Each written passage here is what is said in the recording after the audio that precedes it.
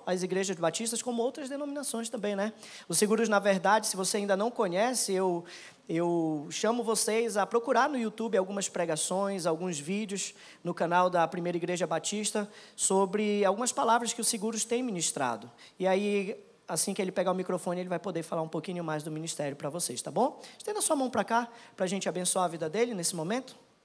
Senhor, nós agradecemos a Ti pela vida do Elden, que se dispôs a estar hoje aqui, Senhor, compartilhando um pouco mais daquilo que o Senhor tem ministrado já ao seu coração, Pai. Te peço, Pai, uma bênção especial sobre a vida dele nessa noite, sobre a sua casa, sobre a sua família, sua esposa, Senhor, para que a Tua provisão nunca falte lá, Deus. Abençoa, Deus, e guarda a sua vida, que nós possamos ser alimentados na noite de hoje, Senhor, e que toda palavra ela caia dentro do nosso coração como um terreno fértil, Senhor, que vai frutificar e gerar muitos frutos, Senhor. Em nome de Jesus nós oramos a Ti.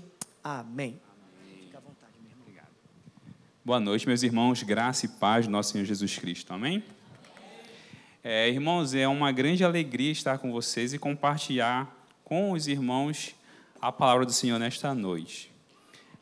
Fico muito grato pelo convite do Rafael. Nosso ministério lá na igreja é um ministério que trabalha com o tema da conferência, com o tema desses dias com os irmãos, que é a verdade, onde nós encontramos a verdade e o que é a verdade. A pergunta fundamental que nós vamos ver hoje e amanhã. Estarei eu hoje e amanhã à noite, e à tarde o Samuel, que está aqui, que também faz parte dos Seguros, vai estar conosco apresentando uma exposição em cima do Evangelho de João. Alguns outros membros não estão conosco, porque a gente está tendo um retiro de adolescentes lá na igreja, então acabou que a gente se dividiu aqui. Uns vieram para cá, outros estão lá no retiro com os adolescentes. Meus irmãos, vamos abrir vamos abrir a palavra de Deus lá em 1 Coríntios, capítulo 1, versos 18 a 25. 1 Coríntios, capítulo 1,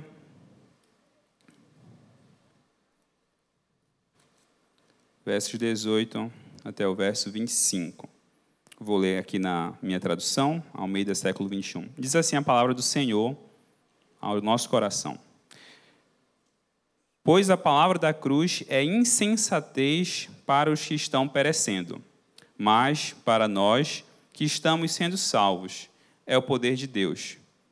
Pois está escrito, destruirei a sabedoria dos sábios e anularei a inteligência dos inteligentes. Onde está o sábio? Onde está o instruído? Onde está o questionador desta era? Por acaso Deus não tornou absurda a lógica deste mundo? Visto que, na sabedoria de Deus, o mundo, por sua própria sabedoria, não o conheceu. Foi do agrado de Deus salvar os que creem por meio do absurdo da pregação. Pois enquanto os judeus pedem sinais e os gregos buscam sabedoria, nós pregamos Cristo crucificado, que é motivo de escândalo para os judeus e absurdo para os gentios. Mas para os que foram chamados, tanto judeus como gregos, Cristo é poder de Deus e sabedoria de Deus. Porque o absurdo de Deus é mais lógico que os homens, e a fraqueza de Deus é mais forte que os homens. Baixa a cabeça, vamos orar mais uma vez. Senhor, nós queremos te entregar este tempo, Pai. Nós queremos, Senhor Deus, te entregar a exposição desse texto. Que o Teu Espírito fale aos nossos corações, Pai. Me coloco diante do Senhor, para que o Senhor fale ao meu coração. E ao falar ao meu coração, eu possa comunicar a verdade aos meus irmãos. Tem misericórdia de nós, Pai, que os nossos corações estejam abertos a compreender a verdade do Evangelho, Senhor Deus. Que as mentiras que o mundo apresenta, Senhor Deus, sejam desmascaradas pela verdade que o Senhor nos apresenta. Que todos aqui estejam dispostos, Pai, a rejeitar as mentiras do mundo e abraçar a verdade do Teu Evangelho, Senhor Deus. É o que nós te pedimos, em nome de Jesus. Amém. Meus irmãos, só para apresentar um pouquinho melhor o nosso ministério, né? Porque a gente foi chamado para estar com os irmãos, ainda mais sobre esse tema, falando sobre verdade. nós somos de um ministério de apologética. Palavrinha difícil às vezes, né?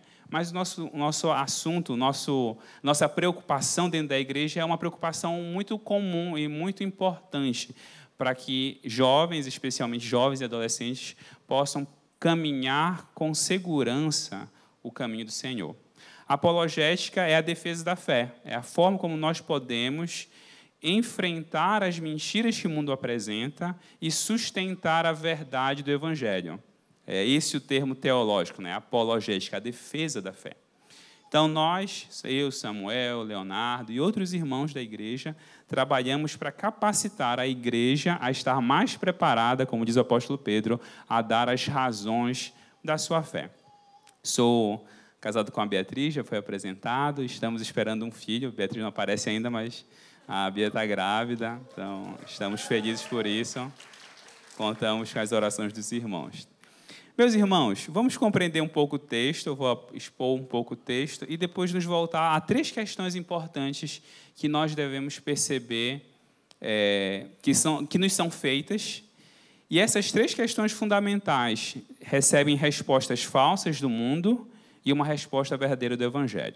Vamos caminhando no texto. Para que a gente consiga compreender o texto, a gente tem que entender, em primeiro lugar, qual é o contexto que Paulo está ao qual Paulo está escrevendo, o apóstolo Paulo está escrevendo, e qual é o contexto da igreja. Esse era um contexto bem específico ali em Corinto, mas ele é um contexto muito parecido com o nosso contexto hoje, com o mundo no qual nós vivemos. Corinto era uma cidade portuária, ali na Grécia, e ela se tornou uma cidade extremamente rica por causa disso, né? Então, o comércio era feito pela navegação.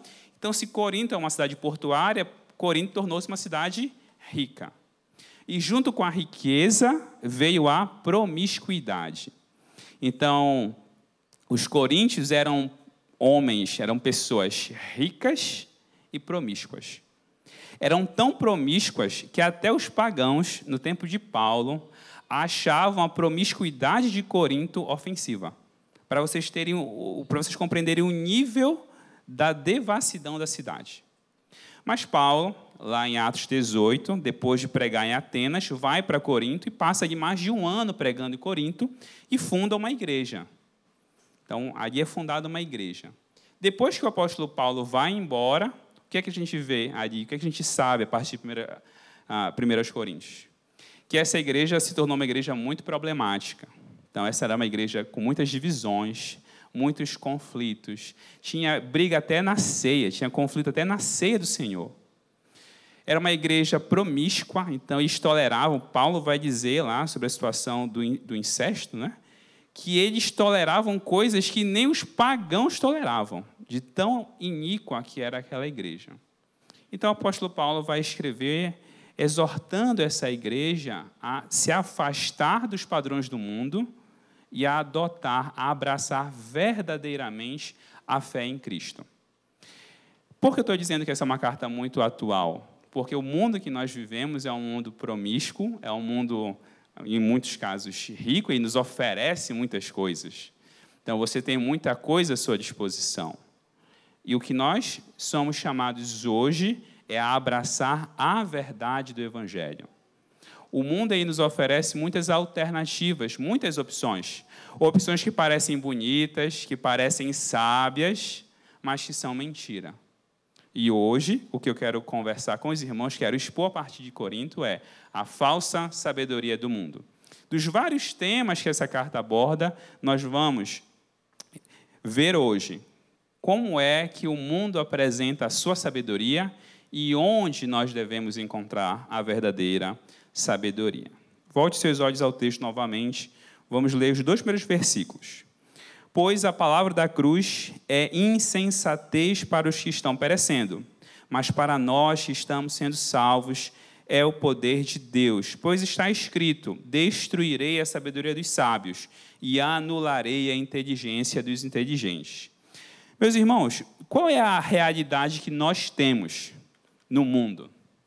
É que o mundo diz, olha, isso que vocês estão vendo aí na igreja, isso que você diz que é o Evangelho, isso é absurdo. Isso é absurdo. Os caminhos do Evangelho são loucura. Você pode não ter ouvido com estes termos, mas você já ouviu algo semelhante. Não, isso que você está ouvindo na igreja, não, isso é loucura, não tem como fazer isso. Adolescentes, jovens, solteiros, não, permanecer casto, não fazer sexo até o casamento, não, isso é loucura, isso é absurdo. Não existe mais isso. Isso é coisa de outro tempo, já passou essa era.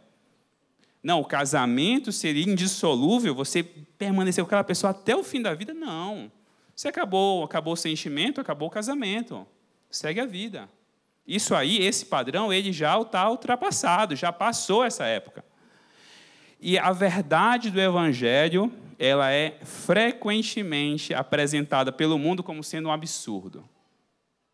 Mas o apóstolo Paulo está dizendo que este absurdo que o mundo considera é o poder de Deus e a verdade de Deus. Porque a palavra da cruz é insensatez. Mas insensatez para quem? Essa é a pergunta. Paulo vai dizer, é insensatez para os que estão perecendo. Meu irmão, se você foi chamado por Deus, a palavra da cruz não é insensatez para o teu coração. Ela é a verdade de Deus. Você não deve analisar a palavra de Deus pelos olhos de um ímpio, porque você foi tirado de lá, você não está mais lá. Você não é mais um perdido. Você não está perecendo. Você foi chamado pelo Senhor. E você tem que olhar a verdade do Evangelho como aquilo que ela é. O poder de Deus para a nossa salvação. E não é parte do poder de Deus, ela não é parte da verdade, ela não é parte da sabedoria. Ela é o poder de Deus, ela é a verdade e ela é a sabedoria de Deus. Mas Paulo está dizendo mais, ele diz o seguinte, olha, e essa alegação de que a palavra de Deus, de que a verdade de Deus, ela é insensatez, não é nova, não. Não é de hoje, não é da época de Paulo, mas Paulo cita no verso 19, Isaías. Vai lá para Isaías 29, 14. É de lá que ele tira essa citação.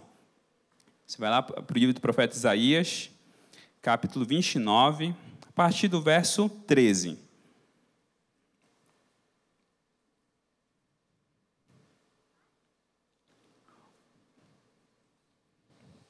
Isaías 29, 13. Diz assim o profeta Isaías: Por isso o Senhor disse, este povo se aproxima de mim e me honra com os lábios e com a boca, mas o coração deles está longe de mim. O seu temor para comigo consiste em mandamentos de homens, aprendidos de forma mecânica. Portanto, continuarei a fazer uma obra poderosa com este povo, uma obra mais que maravilhosa. A sabedoria dos seus sábios cessará, e a perícia dos seus peritos se esconderá.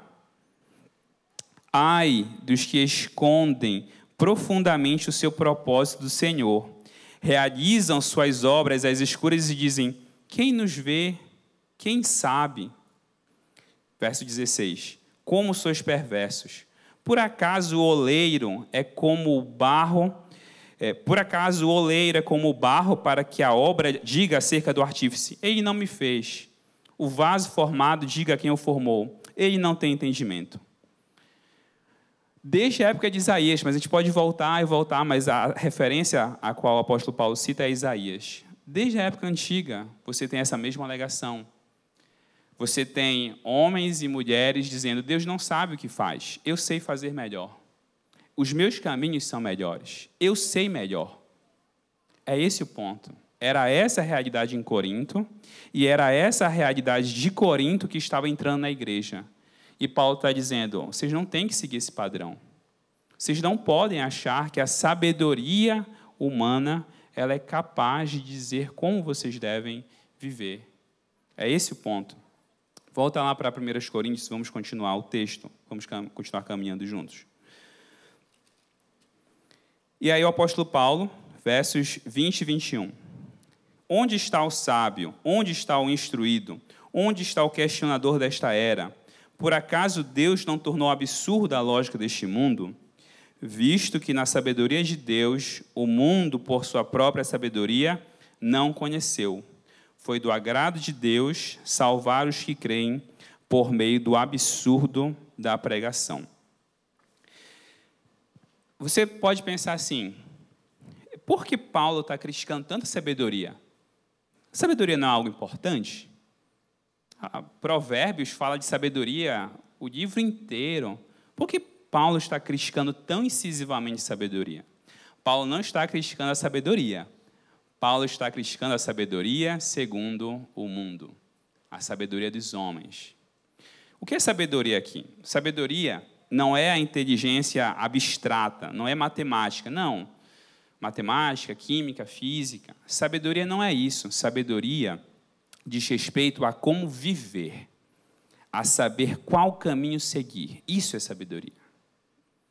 E todos nós, todo ser humano, tá? Não é só o crente, todo ser humano está procurando saber como viver.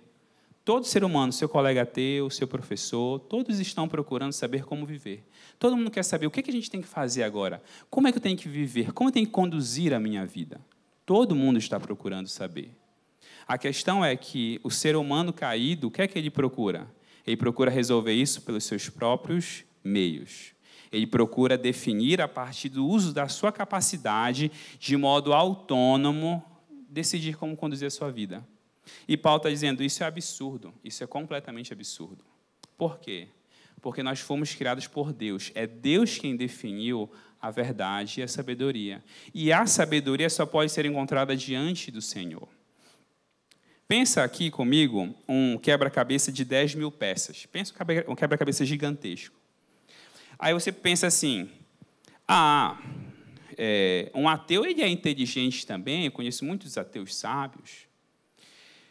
Se a vida fosse esse quebra-cabeça de 10 mil peças, esse ateu que você está citando, que você está me dizendo que sabe o que faz, ele consegue juntar de 10 peças, ele consegue juntar 20 peças, mas ele não consegue entender o sentido daquilo inteiro. Porque só a partir do Criador você consegue ver aquilo inteiro. A gente chama isso, na teologia, de corandeu. Não sei quantos já ouviram essa expressão. É diante da face de Deus.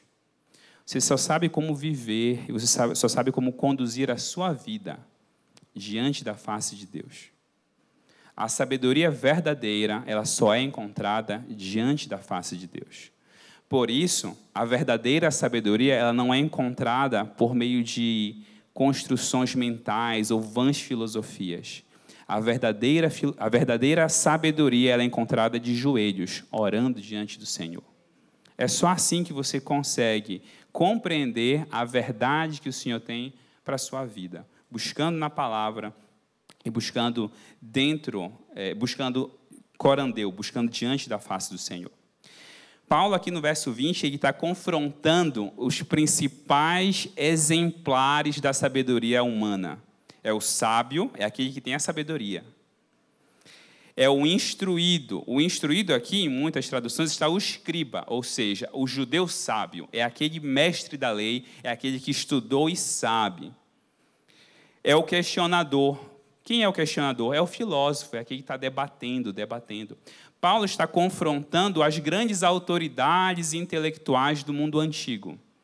É como se Paulo dissesse hoje para você, cadê o filósofo aí da internet? Cadê o teu professor com pós-doutorado da universidade? Cadê? Deus transformou esta lógica em absurdo. Deus tornou absurda a lógica deste mundo. Por quê? Porque o seu professor com pós-doutorado, ele pode passar a vida inteira refletindo, mas sem voltar-se ao Senhor, ele nunca conseguirá entender o sentido da sua existência. O maior filósofo que você já pensou, se ele não estiver de joelho diante do Senhor, ele não vai compreender o sentido da existência, ou não vai conseguir compreender quem é o Senhor e o que quer para a vida dele. Meus irmãos, eu não estou aqui desprezando a sua formação acadêmica, não, tá? Então, não para minha vanglória, mas eu sempre digo isso, para que você saiba, eu tive uma trajetória acadêmica. Então, fiz graduação, fiz mestrado, fiz doutorado. E eu lhe digo uma coisa, tá? Eu não encontrei o sentido da existência nisso. Foi importante, é importante para a minha vida profissional, mas não é isso que define a minha existência. Não é. Passei anos, mais de uma década, trilhando uma jornada acadêmica, mas nem eu e nem os meus colegas iríamos encontrar naquilo ali o sentido da vida. Por que não? Porque é só o Senhor quem consegue fornecer isso para nós. Foi do agrado de Deus salvar os que creem por meio do absurdo da pregação. A palavra aqui, absurdo, no grego é uma palavra muito forte, é como se fosse por meio daquilo que o mundo considera idiotice. É por meio daquilo que o mundo considera absurdo, que o mundo considera idiotice, é por meio disso que Deus está transformando, está salvando. Foi do agrado de Deus inverter as coisas, inverter essa lógica. Verso 22. Pois, enquanto os judeus pedem sinais e os gregos buscam sabedoria, verso 23, nós pregamos Cristo crucificado, que é motivo de escândalo para os judeus e absurdo para os gentios. Paulo está lidando ali na igreja em Corinto, provavelmente com dois grupos bem problemáticos. Aqueles judeus convertidos ao Evangelho e os gentios convertidos ao Evangelho. Então, Paulo vai dizer o seguinte, olha, o que é que os judeus, o que é que você que era judeu antes de se converter, o que é que você queria? Você queria sinal, você queria uma manifestação de poder. Não sei se vocês lembram, irmãos, mas pediram sinais para Jesus. Jesus estava curando, operando maravilhas, e aí chegam lá as autoridades religiosas e dizem, olha, faz um sinal aí para eu ver se tu é o Messias mesmo. Jesus diz, não darei nenhum outro sinal, a não ser o sinal de Jonas. Mas os judeus queriam um sinal. O que é esse sinal? Eles queriam um Messias forte. Eles queriam um Messias no padrão deles, vindo com poder, expulsando os romanos, colocando um trono em Jerusalém e reinando ali humanamente e reinando fisicamente. Então era isso que eles queriam. Os judeus queriam sinais. Se a gente fosse resumir isso, eles queriam ver para crer. Mostra aí que eu creio. Que é um chamado que o mundo ainda tem hoje. Mostra aí que eu creio. Eu quero ver para crer. E os gregos e os gentios, eles queriam o quê? Sabedoria. Bora lá para Atos, lembrar como é que o grego pensava. Atos, capítulo 18. Não, desculpa, Atos 17. Atos 17. A partir do verso 22. Atos 17, a partir do verso 22.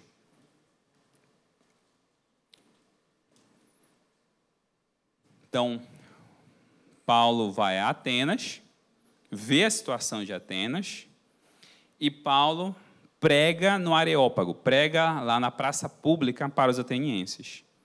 Então, Paulo ficou de pé no meio do Areópago e disse, homens atenienses, em tudo vejo que sois excepcionalmente religiosos, porque ao passar e observar os objetos do vosso culto, encontrei também um altar em que estava escrito, ao Deus desconhecido.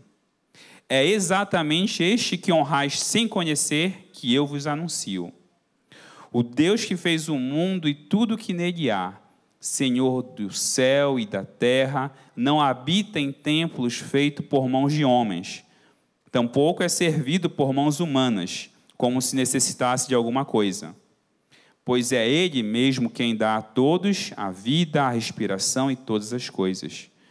De um só fez toda a raça humana, para que habitasse sobre toda a superfície da terra, determinando-lhe os tempos previamente estabelecidos e os territórios da sua habitação, para que buscassem a Deus e, mesmo tateando, pudessem encontrá-lo. Ele, de fato, não está longe de cada um de nós, pois nele vivemos, nos movemos e existimos, como também alguns dos vossos poetas disseram, pois dele também somos geração. Sendo nós gerados por Deus, não devemos pensar que a divindade seja semelhante ao ouro, à prata ou à pedra esculpida pela arte e imaginação humana.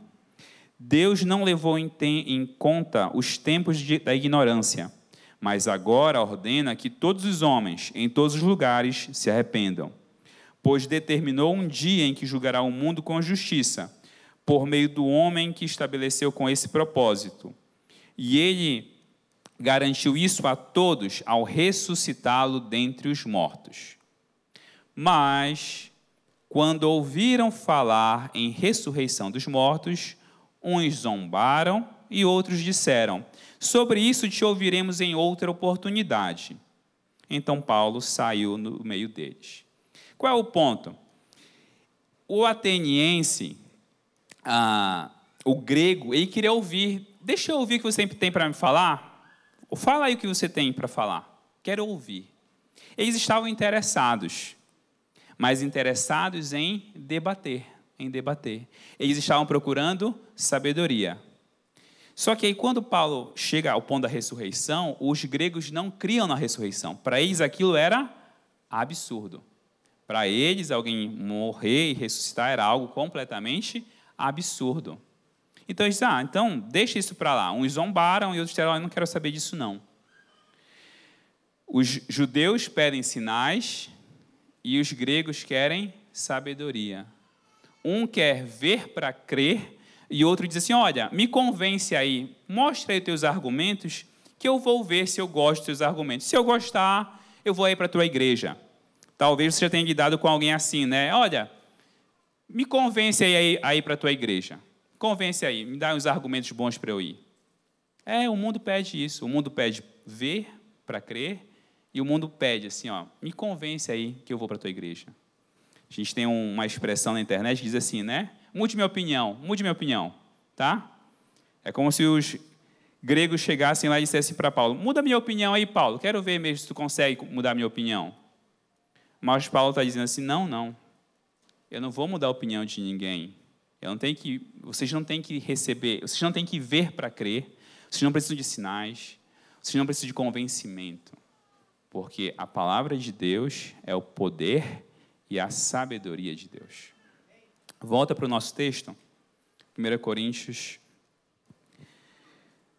1, 23. Nós pregamos Cristo crucificado, que é motivo de escândalo para os judeus e absurdo para os gentios.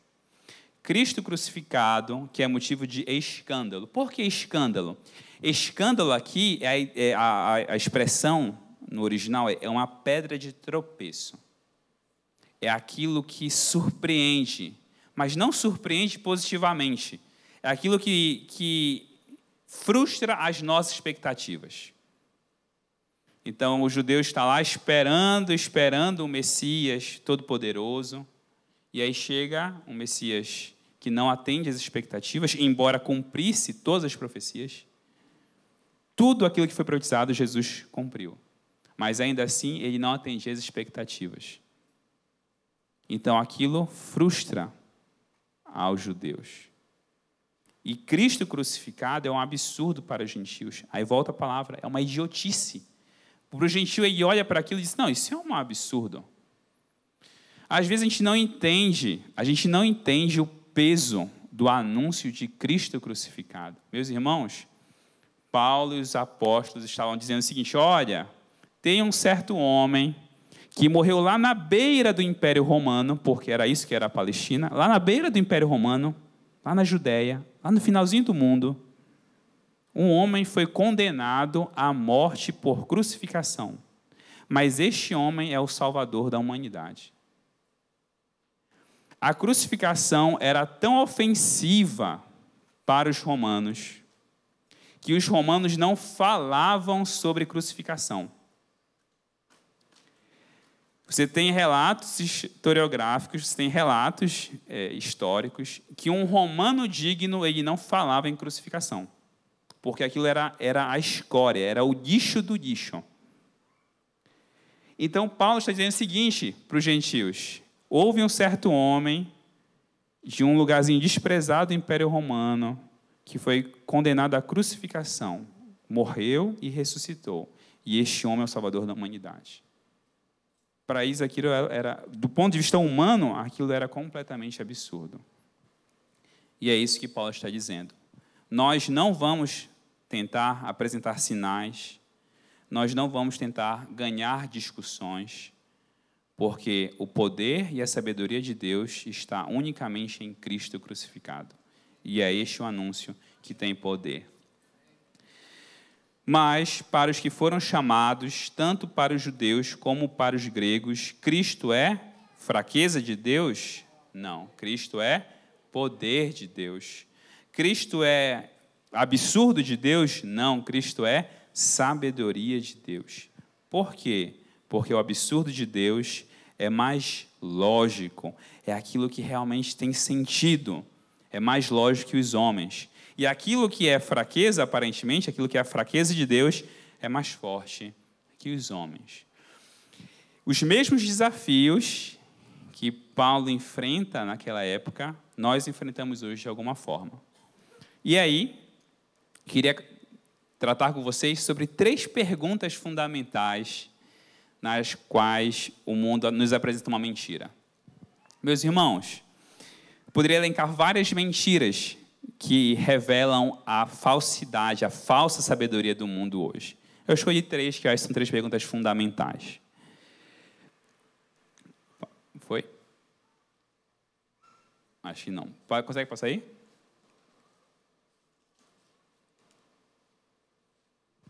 Tá. Primeira pergunta, em todo caso, meus irmãos.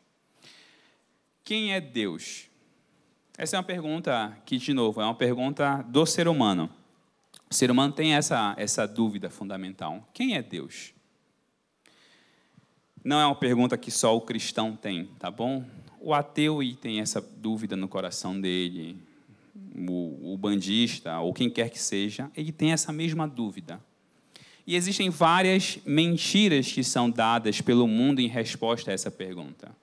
2 respostas eu queria tratar com vocês. A primeira mentira a esta pergunta, em resposta a esta pergunta, é: não há Deus.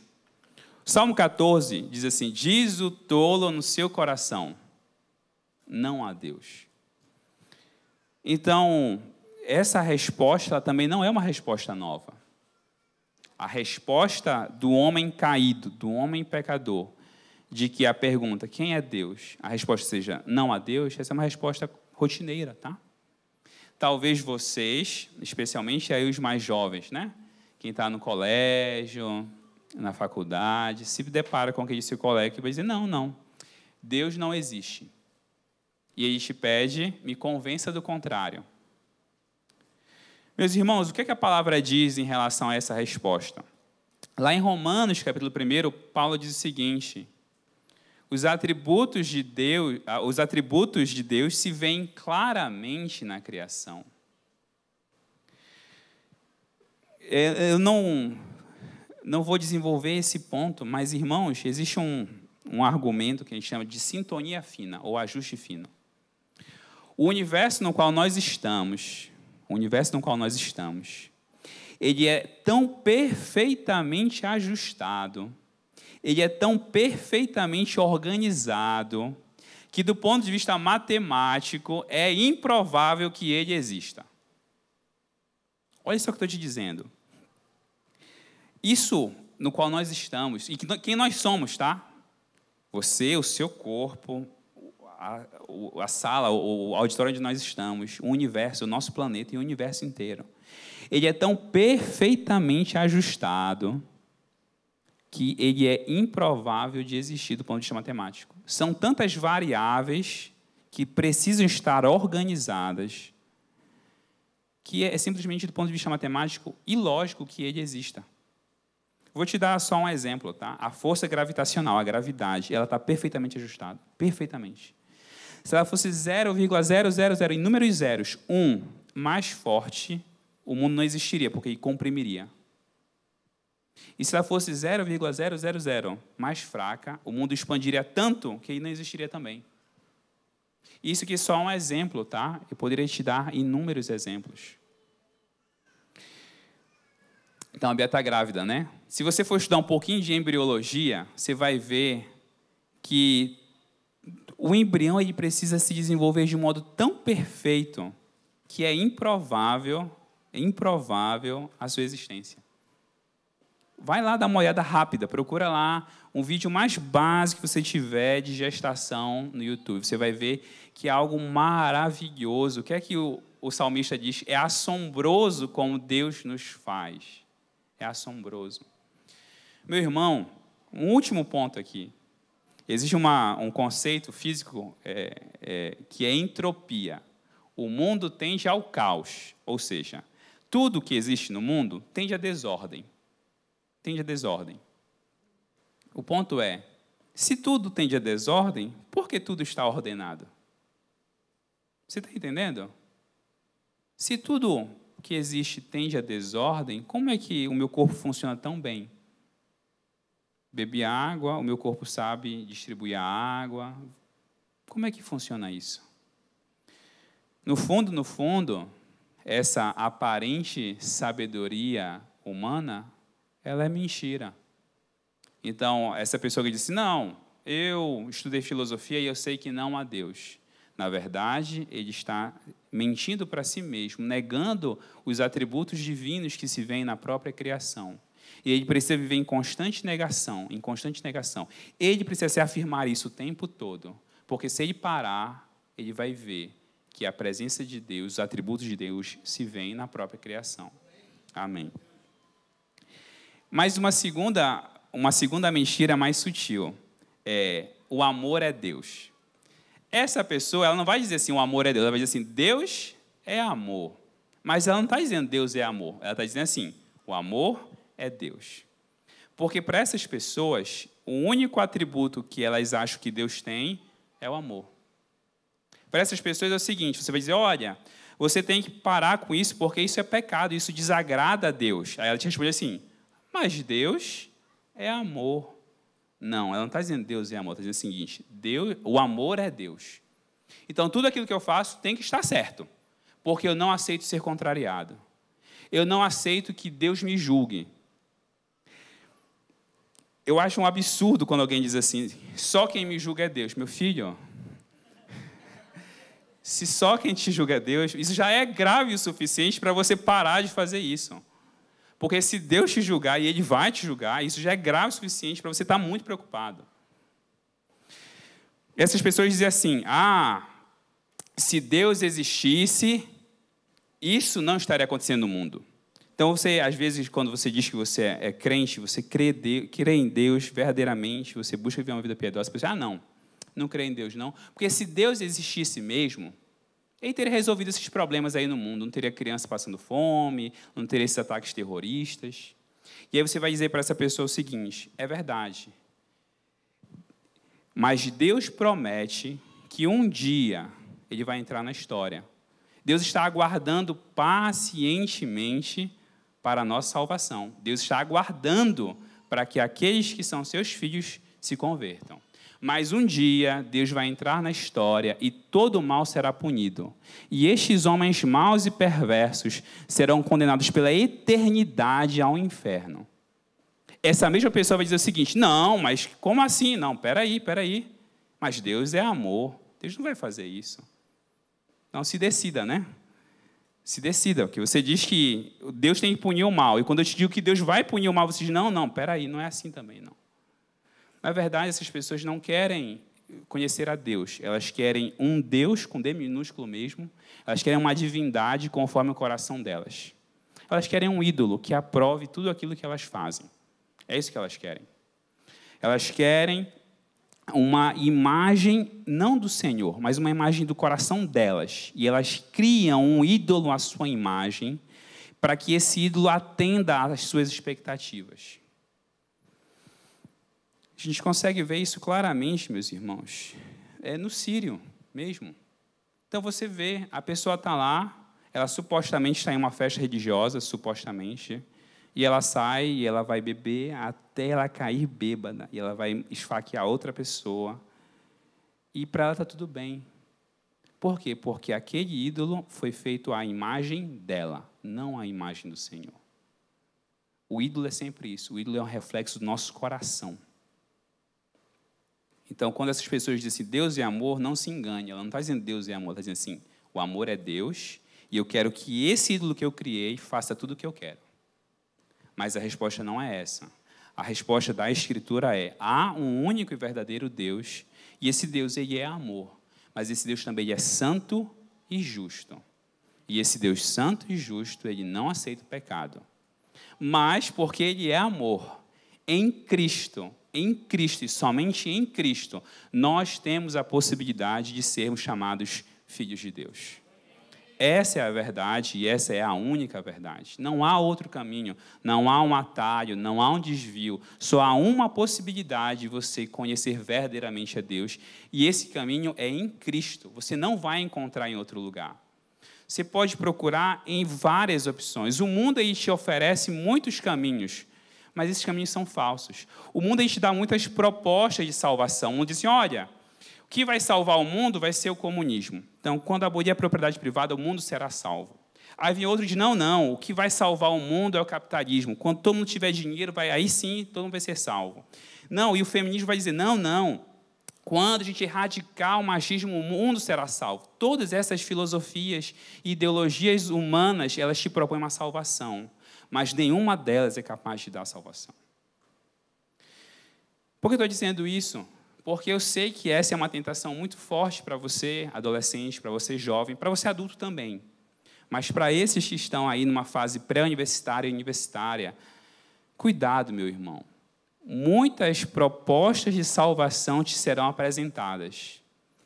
Vai ser o prazer, vai ser o dinheiro, vai ser o sexo. Muitas propostas de te dar realização vão ser apresentadas.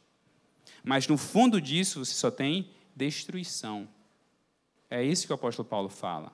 Essa sabedoria humana ela só conduz a uma coisa, que é a destruição. A segunda pergunta que nós temos é: quem sou eu? Essa é uma segunda pergunta importante. Quem sou eu? E aí o mundo vai dizer, e essa aqui é uma resposta padrão, né? Não, você é um animal. Você é um animal não no sentido ofensivo, tá? No sentido biológico, tá? Você e o macaco são primos e está tudo certo. Assim, não tem nenhuma diferença substancial. Então, assim, é só uma diferença de graus, assim. Mas você não tem nenhuma qualidade superior, você não tem nenhuma virtude superior. E é a partir dessa resposta mentirosa que você vai ter argumentos do tipo: não existe nada em você que mereça uma proteção maior. Ou, já que os animais fazem isso, você também pode fazer isso. É um argumento meio comum aqui. Qual é a resposta da palavra de Deus a isso? É verdade, nós somos criaturas.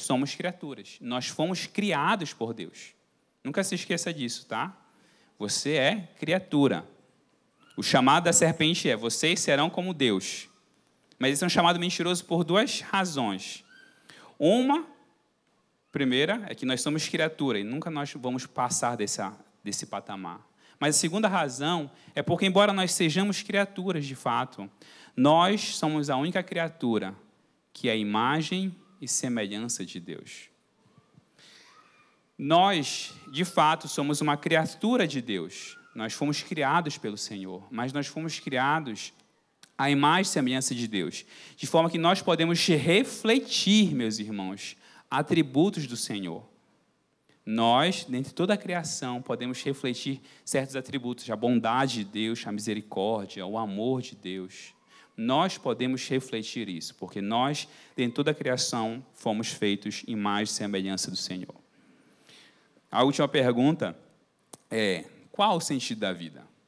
É a terceira pergunta fundamental, que o mundo também nos conta mentiras. Qual é o sentido da vida? E essa pergunta pode ser: qual é o propósito da vida? Ou, mais comum, né? Onde encontrar a felicidade? São três versões da mesma pergunta. O mundo ele nos conta também duas mentiras aqui. A primeira mentira é: o sentido da vida é possuir e experimentar. O sentido da vida é você conseguir acumular bens, você vai juntar, e você vai pegar esses bens e você vai gastar, e você vai, então, poder dilapidar esses bens como você quiser. Você vai comer bem, você vai ter um carro bom, você vai poder viajar, você vai poder gastar com você e sentir prazer nisso. Essa é uma mentira que muitos de nós ouvimos frequentemente. Então, você que é pai ou mãe, você ouve essa mentira da seguinte forma: a tua função é trabalhar, conseguir dinheiro para dar para o teu filho que tu não tem ou não tiveste. Quem é pai ou mãe já ouviu isso? Essa cantoria do mundo. Olha, você tem que prover para o seu filho aquilo que você não conseguiu ter. E aí você vai lá e gasta horas e horas da tua vida fazendo isso. Porque você acha que a razão da tua vida, ou a razão da tua paternidade ou da tua maternidade é poder oferecer coisas para o teu filho. Para que ele tenha certas coisas, para que ele experimente certas coisas. E aí você não tem tempo para discipular o teu filho, tu não tens tempo para ler a Bíblia com o teu filho, tu não tens tempo com o teu filho, porque você ouviu uma mentira que o mundo te disse. E você está vivendo a sua vida, não segundo o Evangelho, mas segundo aquilo que o mundo te disse para viver. Todos nós estamos ouvindo essas mentiras todo dia, pessoal. Não estou falando aqui de filosofia, não. Não foi porque você foi lá e leu um filósofo complicado que te disse isso. É porque você viu um post no Instagram, é porque você viu um post lá no Facebook, você assistiu um vídeo curto lá no teu, sei lá, no teu TikTok. E esse vídeo foi lá e mostrou uma coisa muito legal, mostrou um pai que juntou 1 ano de salário e levou o filho para a Disney. Aí você disse, eu tenho que fazer isso também. Eu tenho que trabalhar mais, eu vou conseguir todas as horas extras que eu conseguir no trabalho, porque eu vou levar meu filho para a Disney ano que vem. E aí você faz o quê? Não, faz o seguinte, eu fazia culto doméstico todo dia, a gente faz assim 1 vez por semana. Aí depois vira 1 vez por mês, depois você não está fazendo mais. Porque você passou a viver a sua vida não com aquilo que a palavra de Deus diz para você viver, mas sim com o que o mundo diz para você viver. É a mesma coisa para você, jovem, adolescente. Não, eu tenho que trabalhar. Eu tenho que investir no meu estudo para eu ganhar dinheiro. E aí, depois que eu ganhar dinheiro, aí sim eu vou servir na igreja. Eu vou investir muito no meu Enem, depois eu vou investir muito na minha graduação, e aí eu vou fazer mestrado, doutorado, vou conseguir um bom emprego, e aí, quando eu estiver estabilizado, eu vou servir na igreja. Sabe quando isso vai acontecer? Talvez quando você estiver lá uns 50 anos. E aí você já vai estar casado, com filho, você vai dizer, não, eu tenho que me ocupar aqui com minha família. Tá certo? E aí você serve na igreja quando? Nunca. Porque você está seguindo um parâmetro de vida que não é o parâmetro de vida que a palavra te deu. Você precisa, meu irmão, filtrar o seu propósito de vida, não segundo aquele padrão que você viu na rede social, mas segundo o único padrão que satisfaz, que é o padrão dado por Deus para você. Uma segunda mentira o sentido da vida é seguir os próprios sentimentos. Talvez, aqui para os mais velhos, isso não faça muito sentido. Mas, para a minha geração para baixo, isso é muito comum. Você aí que tem 20 anos, você já ouviu, talvez um colega seu no colégio, dizendo o seguinte, fulano, meu amigo, como é que Deus pode me amar se Ele não deixa eu gostar de alguém do mesmo sexo que o meu? Como é que Deus pode me amar se Deus não aceita que eu me identifique como uma pessoa do outro sexo? Eu sou um homem, mas eu me acho uma mulher e eu queria que o pessoal me aceitasse, eu queria que a igreja me aceitasse, eu queria que você me aceitasse, eu queria que Deus me aceitasse. Mas ninguém me ama porque ninguém me aceita. Então, eu sou atraído por alguém do mesmo sexo que eu e ninguém me aceita, ninguém me ama e a igreja não me ama e Deus não me ama.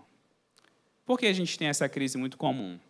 E essa é uma crise que eu tenho certeza que os adolescentes e jovens já ouviram.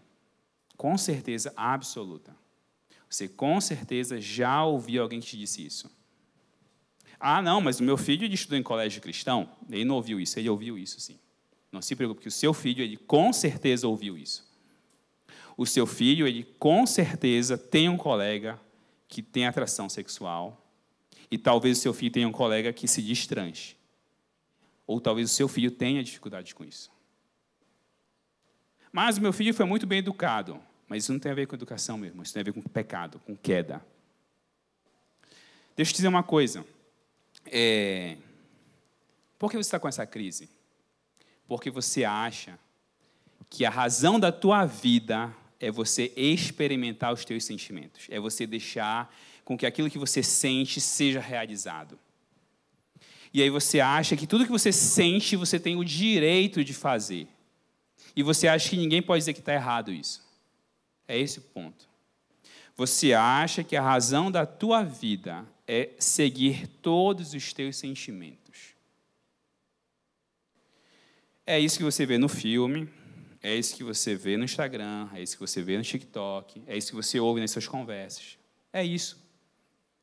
Então você acha assim, as pessoas têm que aceitar os meus sentimentos, elas têm que aceitar como eu me sinto. Deixa eu te dizer uma primeira mentira sobre isso. Aquele teu colega que está seguindo os sentimentos dele, que ele está dizendo, não, eu estou vivendo tudo aquilo que eu sinto, ele está no fundo do poço.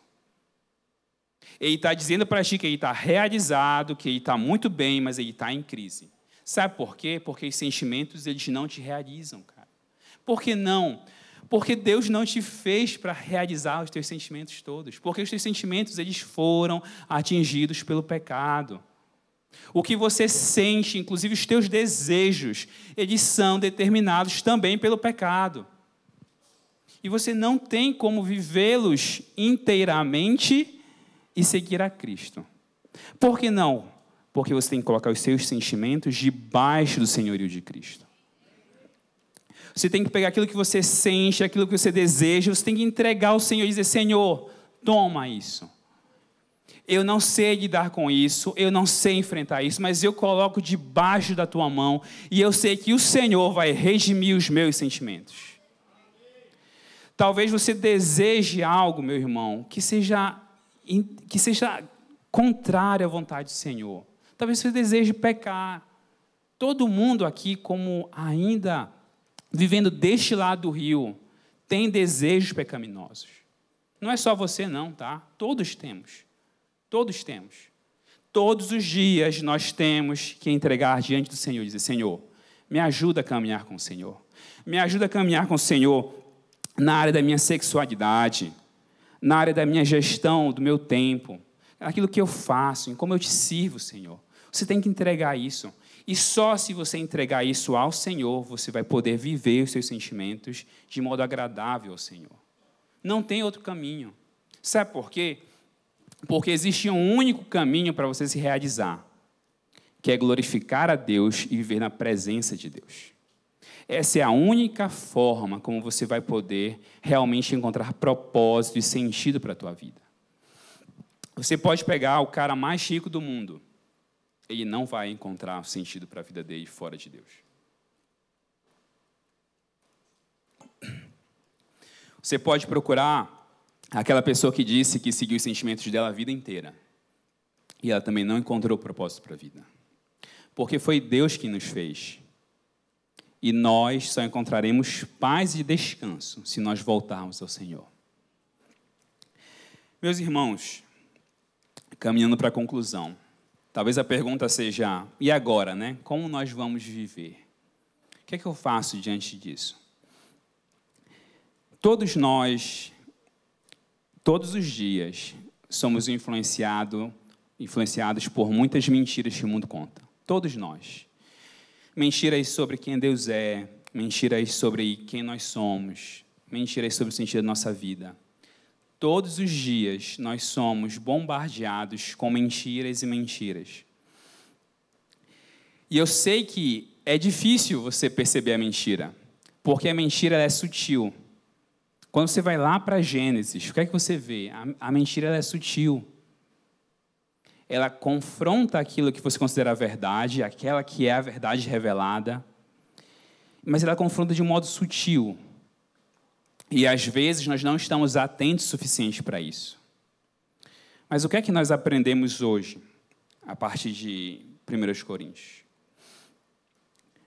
Aquilo que o mundo apresenta como bonito e belo e agradável, aquilo é um caminho que gera destruição, loucura, é aquilo que gera a perda de sentido.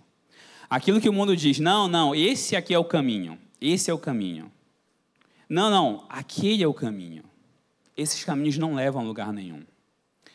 O Senhor Jesus ele diz assim, são cegos guiando cegos. É isso.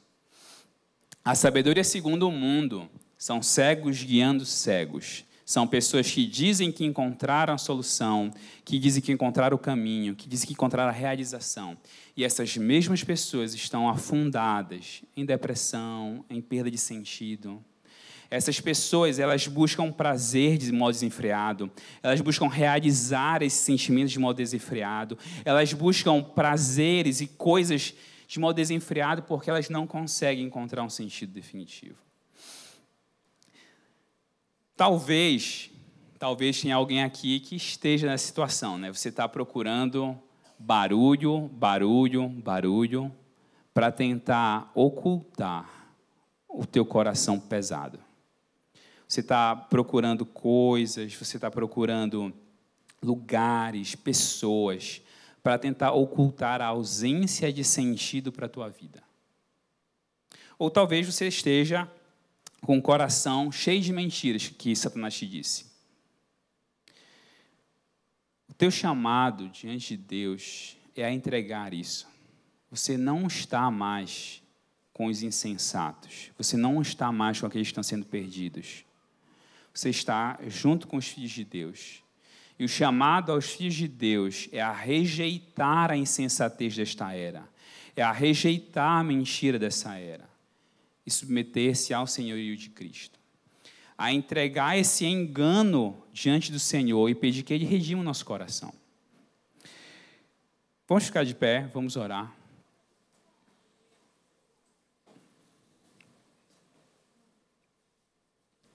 Baixe sua cabeça.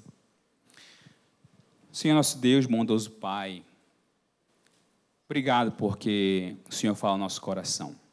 Obrigado, Pai, porque a verdade do Evangelho ela não fica parada no tempo, ela não fica esquecida, Senhor Deus, há anos e anos atrás, mas a verdade do Teu Evangelho é uma verdade atual, ela é uma verdade presente, Senhor Deus.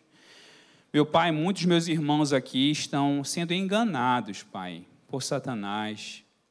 Muitos desses jovens, adolescentes, Pai, talvez estejam em crise com alguma dessas perguntas, algum desses pontos, Senhor Deus, apresentados aqui, Pai.